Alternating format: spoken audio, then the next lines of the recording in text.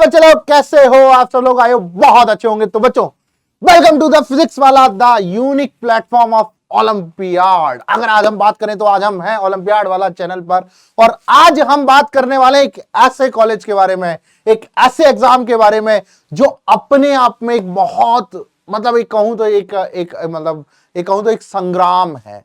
अगर मैं आपसे बात करूं तो आज हम बात करने वाले हैं सीएमआई एग्जाम के बारे में, that is Chennai mathematical institute. अब आज मैं आपसे बात करने वाला हूं एक ऐसे कॉलेज के बारे में जो आपसे एग्जाम लेगा ओनली मैथ्स की, आपको एडमिशन देगा मैथ्स में, आपका पैकेज भैया बात ही मत करो, बहुत बढ़िया है, बहुत बढ़िया, average than the our than the IITs. तो आज एक ऐसे एग्जाम के बारे में हम बात करने वाले हैं जो यार अपना एग्जाम खुद लेता है, मैथ्स में लेता है, ना फिजिक्स देना ना केमिस्ट्री देना, उसको किसी से कोई मतलब नहीं है।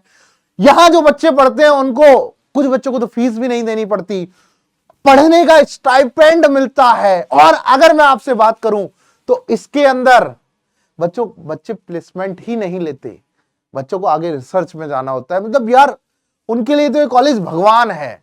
और ये मैं बात करूं तो ये गवर्नमेंट फंडेड कॉलेज है, that is Chennai mathematical institute. आज मैं सारी बातें इसी के बारे में करने वाला हूं, कैसे इस एग्जाम की प्रिपरेशन 9th क्लास से की जाए, 10th से की जाए, और जो हमारे बच्चे 11th 12th में पढ़ रहे हैं और जो जेईई मेंस इस साल देने वाले हैं, वो लोग भी इस एग्जाम को दे सकते हैं।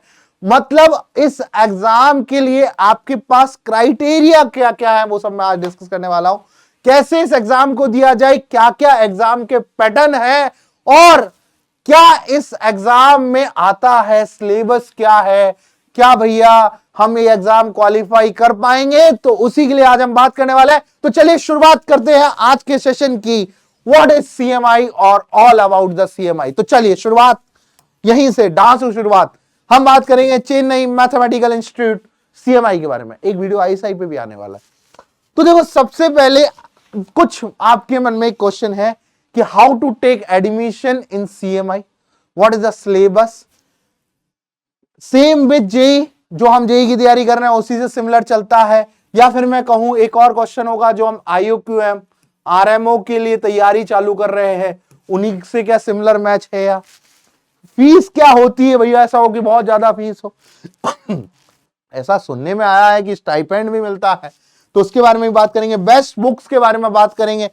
हाँ, एक चीज और इंपॉर्टेंट है, क्या मैं प्रिपेयर कर सकता हूं, उसको भी बात करने वाले हैं। पीडब्ल्यू कोर्सेज फॉर सीएमआई, ये भी हम आज पे बात करने वाले हैं। तो चलिए शुरुआत करते हैं आज के सेशन की। ये सब क्वेश्चन हो गए।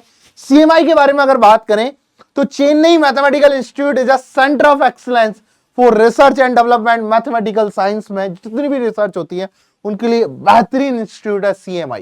जिसको मैथ्स जो लवर्स है ना, उनका एक सपना होता है कि अगर यार सीएमआई में ट्रेनिंग कैंप चले, मतलब आरएमओ की ट्रेनिंग, इनमो के ट्रेनिंग कैंप सीएमआई में होते हैं कई बार ना, यार सीएमआई जाने का मौका मिले। 1989 से चल रहा है, ऑटोनोमस इंस्टीट्यूट बनाया गया 1906 में। मतलब ये पूरी तरीके से मैथमेटिक्स और कंप्यूटर साइंस की दुनिया में, क्योंकि आपको पता है कंप्यूटर साइंस में जो एल्गोरिथम्स होती है उनमें मैथ्स काम आती है, बराबर मैथ्स काम आती है। तो उस मैथ्स की दुनिया में कंप्यूटर साइंस में सीएमआई काम करता है, और ये वेल नोन इंस्टीट्यूट है। ठीक है, 1998 में इसको एक जो है टीचिंग और रिसर्च, पहले केवल टीचिंग और रिसर्च के लिए था, बाद में इसके अंदर अंडर ग्रेजुएट और ग्रेजुएट प्रोग्राम्स लाए गए। अगर बात करूं मैं सीएमआई के बारे में तो Chennai mathematical institute is a centre of teaching and research for mathematical science. मतलब ये इसमें मैथ्स के जो है रिसर्च भी की जाती है। ठीक है, और CMI is managed by A government council consisting of, ये जो है एमिनेंट पर्संस हैं गवर्नमेंट के, उन्हीं के द्वारा चलाया जाता है।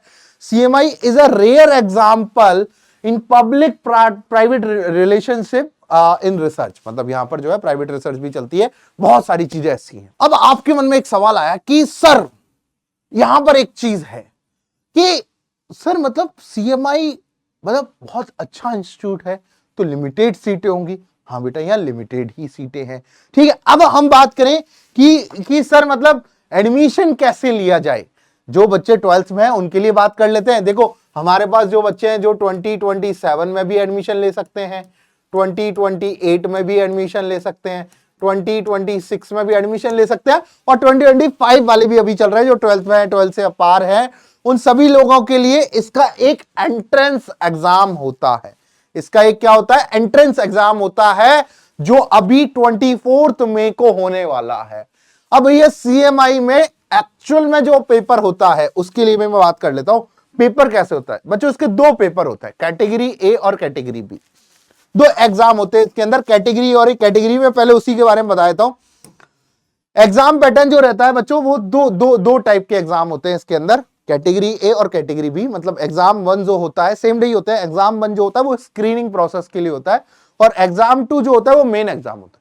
मतलब एग्जाम 1 की एग्जाम 2 की जो कॉपी है तभी चेक की जाएगी जब आप एग्जाम 1 क्वालिफाई कर रहे हो। Exam 1 is totally qualifying.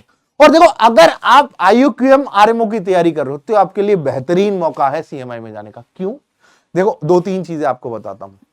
जो बच्चे IUQM RMO की तैयारी कर रहे हैं, अगर वो इनमो क्वालिफाई करते हैं तो CMI जा सकते हैं भैया, उनके लिए अलग से सीट्स होती हैं, ठीक है। और अगर वो IUQM और RMO की तैयारी कर रहे हैं तो उनको पता है कि RMO का जो सिलेबस है वो CMI में पूछा जाता है, RMO के जो क्वेश्चंस है वो CMI में पूछे जाते हैं, RMO जैसा पैटर्न होता है लिखने का वैसा ही CMI का पेपर होता है, पेपर भी, ठीक है। तो सारी चीजें RMO एक्सपीरियंस के लिए तो बहुत बढ़िया है।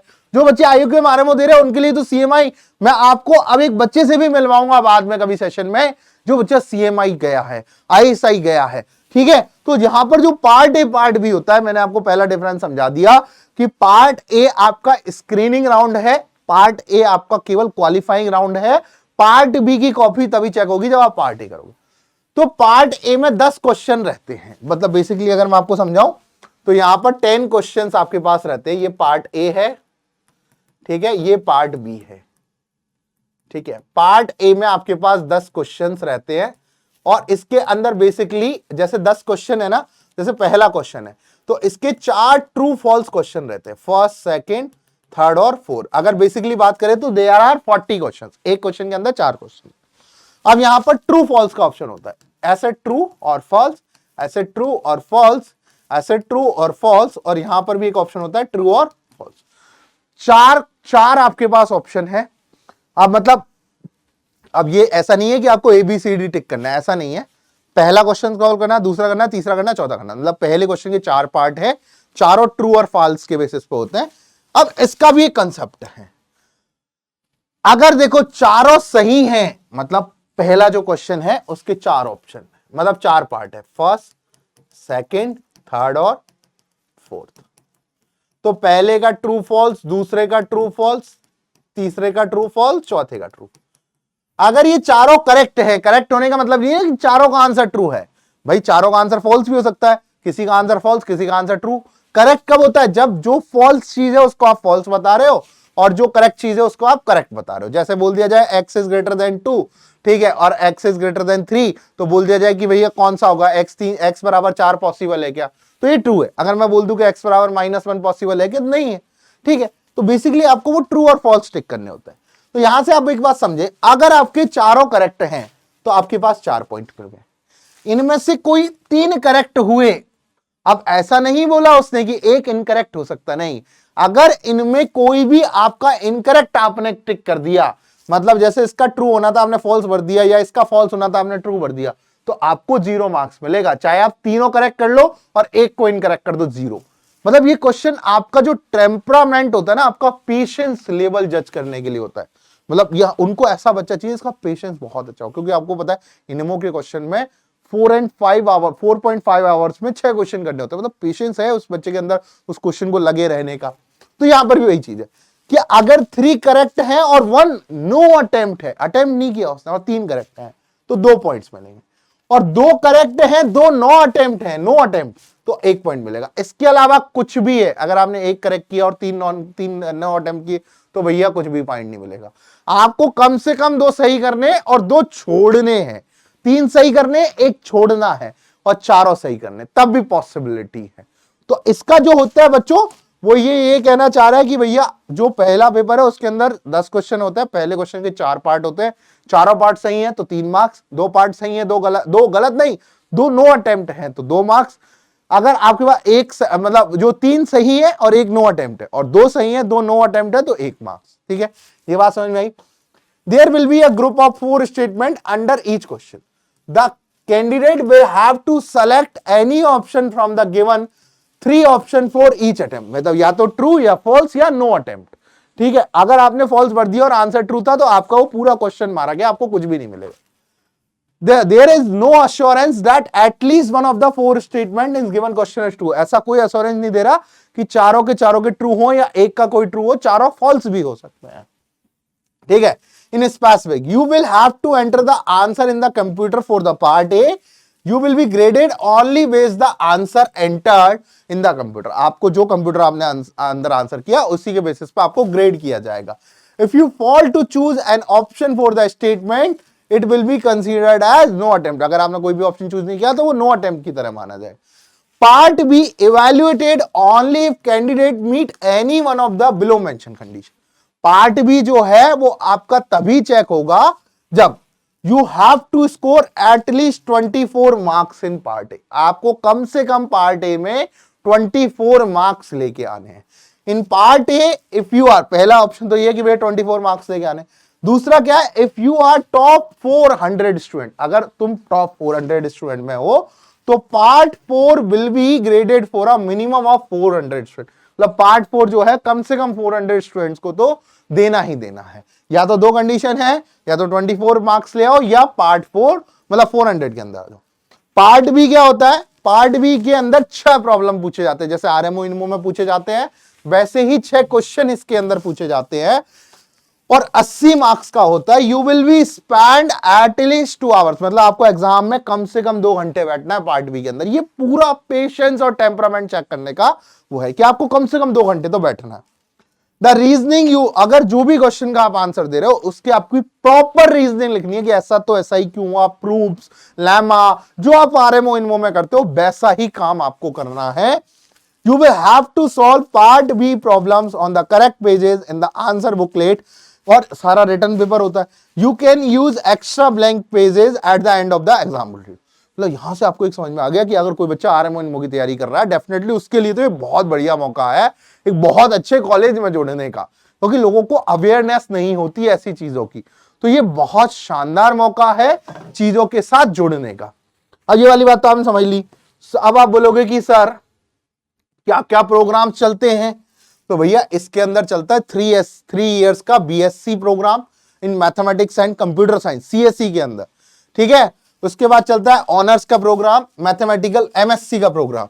तो ये 3+2 इयर्स में भी होती है कई बार, 5 ईयर में एमएससी प्लस कंप्यूटर साइंस। ठीक है, ये सब चलते हैं बच्चों इसके अंदर, पीएचडी भी चलती है। ठीक है, अब बच्चों को लगता है कि यार सर ओलंपियाड से कैसे फायदा होगा, तो देखो बीएससी में डायरेक्ट एडमिशन होते हैं ओलंपियाड से। कैसे, student with exceptionally like good performance in the national Olympiads in mathematics and physics conducted by HVCSE and Indian computing Olympiads conducted by IARCS, मतलब जो IAO होता है उसके लिए, या तो IPHO क्वालिफाइड होना चाहिए। देखो मैं बता रहा हूं, student who have qualified international mathematics olympiad at training camp, जो IMO TCU क्वालिफाई कर जाए या EGMO ट्रेनिंग कैंप क्वालिफाई कर जाए 11th और 12th में। मतलब यहां दिक्कत है, आप 10th में क्वालिफाई करोगे वो मतलब नहीं है, आपको 11th या 12th में किसी एक में आपने EGMO TC क्वालिफाई किया हुआ है या फिर IMO TC क्वालिफाई किया हुआ है। Student who have qualified for, qualified मतलब IMO TC में जो जा रहे हैं इनमो क्वालिफाइड है। ठीक है, ऐसे EGMO ट्रेनिंग कैंप में जो लड़कियां जा रही हैं वो। Student who have qualified for the orientation camp OCSC camp in physics, मतलब जो OCSC कैंप होता है जैसे वो INPHO क्वालिफाइड जो होता है बच्चा उसके लिए। Student who have qualified for the international olympiad in informatics training camp, जो IOITC के अंदर जा रहा है बच्चा, मतलब जिसके लिए क्वालिफाइड है, और have received a gold medal और silver medal in Indian National Olympiad in Informatics INOI में गोल्ड या सिल्वर मेडल जिसको आया हो उसके लिए डायरेक्ट एडमिशन है। मोर डिटेल्स आपको प्रोसीजर वहां पर मिल जाएगा। मतलब यार सर ओलंपियाड के लिए तो ये बहुत बढ़िया मौका है। हाँ बच्चों, अगर मैं फीस की बात करूं, ये मैंने बात कर ली, फीस की बात करूं तो ट्यूशन फीस होती है 1,25,000 पर सेमेस्टर, हॉस्टल फीस होती है 31,000 पर सेमेस्टर। तो बच्चों जो भी स्टूडेंट यहां पढ़ता है उसको गवर्नमेंट देती है 5,000 पर मंथ का स्टाइपेंड, और टॉप 35 स्टूडेंट जो होते हैं स्कॉलरशिप उनके लिए ये ट्यूशन फी कुछ भी नहीं होती, 0 और 5,000 रुपए और मिलेंगे। तो ये वाली बात तो आप समझ गए यार। सीएमआई तो बहुत बढ़िया कॉलेज है, बस जो है एडमिशन की बात हो गई, सब हो गई। अब दिखाते हैं आपको कॉलेज की वेबसाइट, चलते हैं कॉलेज की वेबसाइट दिखाते हैं आपको, ठीक है। चलिए यहां पर बात कर लेते हैं हम कॉलेज वेबसाइट की, या लिख देते हैं हम सीएमआई। यहां बात कर लेते हैं हम सीएमआई की।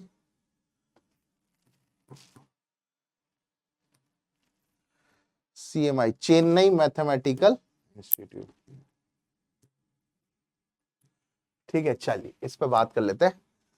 तो ये है कॉलेज की वेबसाइट, चेन्नई मैथमेटिकल इंस्टीट्यूट, ठीक है। इसमें वही चीज देखो, सारे के सारे इसमें अब एग्जाम्स वगैरह के लिए आपको कहां से जाना है, आपको जैसे एडमिशन पीपल्स पे जाना है, ठीक है। तो यहाँ पर देखो जो एनालिटिकल्स होते हैं उन सब के बारे में बताया हुआ है। अगर यहाँ एडमिशंस पे जाओगे तो यहाँ पर जो CMI 2025 की जो है वो डिटेल्स यहाँ पर दी गई है। अगर यहाँ एंट्रेंस एग्जाम और पास्ट ईयर पेपर्स आपको दिखाऊं तो मैं जरा 2024 का पेपर ही आपको दिखा देता हूँ। ये है देखो, सॉल्यूशन भी दे रखे हैं इनके, आप देख सकते हो। जैसे एक क्वेश्चन है, ठीक है, पार्ट 1 पार्ट 2, ठीक है, ये उसका इंस्ट्रक्शन दे रखा है, ठीक है। उसके बाद ये जो क्वेश्चन है उसका 3 और 4 दे रखा है, 3 4 5, इंस्ट्रक्शन 4 5, ऐसे ये पूरा क्वेश्चन है, ठीक है। बेसिकली आपको जो है ये ऐसे टाइप करना होता है, ठीक है। ड्राफ्ट सॉल्यूशन जो BSc का एंट्रेंस एग्जाम हुआ था उसका ये सॉल्यूशन है, ठीक। तो ये आपको ऐसे क्वेश्चंस वहां पर देखने को मिलेंगे, ठीक है। समझ गए आप, समझ गए, ठीक है। तो ये है अपनी चीज। और देखो CMI के लिए अगर तैयारी करनी है तो PW के कोर्सेज अब आने वाले हैं आगे, ठीक है। आप फुली मैथ्स के कोर्स ले सकते हो जो ओनली ISI CMI के लिए है, JEE एडवांस के लिए। आगे इसके लिए आपकी इंफॉर्मेशन अभी आपको और बाकी यूट्यूब चैनल्स पे मिल जाएगी, मतलब अभी अपने ही चैनल पे, ठीक है। सो बहुत बहुत धन्यवाद, नमस्कार आप सभी को, थैंक यू बोल दे, थैंक यू।